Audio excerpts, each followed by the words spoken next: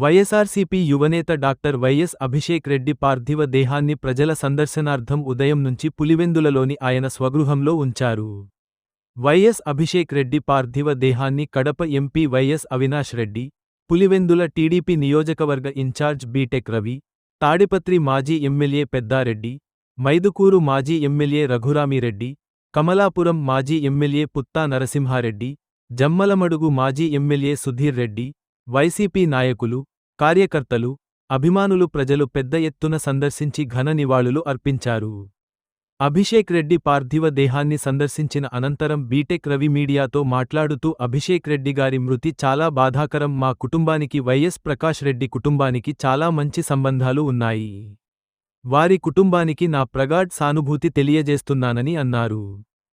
అభిషేక్ రెడ్డి గారి మృతి ఈరోజు చాలా కూడా బాధాకరం.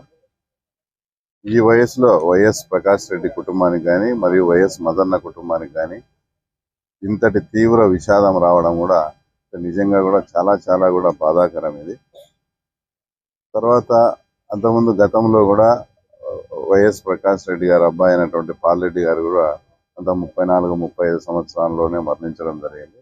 అదే పద్ధతిలో ఈరోజు అభిషేక్ రెడ్డి జరగడం కూడా ఆ కుటుంబానికి చాలా తీవ్రంగా లోటు. తర్వాత మేము కూడా ముఖ్యంగా రాజకీయంగా తర్వాత ఈ రకంగా ఎదిగేదానికి అంతో ఇంతో కూడా పాల్రెడ్డి గారు కూడా మమ్మల్ని బాగా ఎంకరేజ్ చేసేవారు. మేము ఈ రాజకీయ ఎదుగుదలకు కొంచెం పాల్రెడ్డి గారి పాత్ర కూడా ఉంది.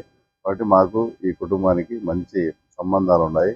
తర్వాత ఈ వయసులో ఈ వైఎస్ ప్రకాష్ రెడ్డి గారికి కానీ తర్వాత వైఎస్ మధుకు కానీ ఇంతటి తీవ్ర విషాదం కలగడం, తర్వాత ఆ కుటుంబం త్వరగా ఈ విషాదాన్ని దిగమింగి కూడా తర్వాత వాళ్ళకి మనోనిబ్బరం గుండె నిబ్బరం ఇవ్వాలని కూడా ఆ దేవుని ప్రార్థిస్తూ, అలాగే అభిషేక్ రెడ్డి ఆత్మ ఆయన ఎక్కడ ఏ లోకంలో ఉన్నా కూడా ఆయన ఆత్మకు శాంతి చేకూర్చాలని కూడా మనస్ఫూర్తిగా కోరుకుంటున్నాను.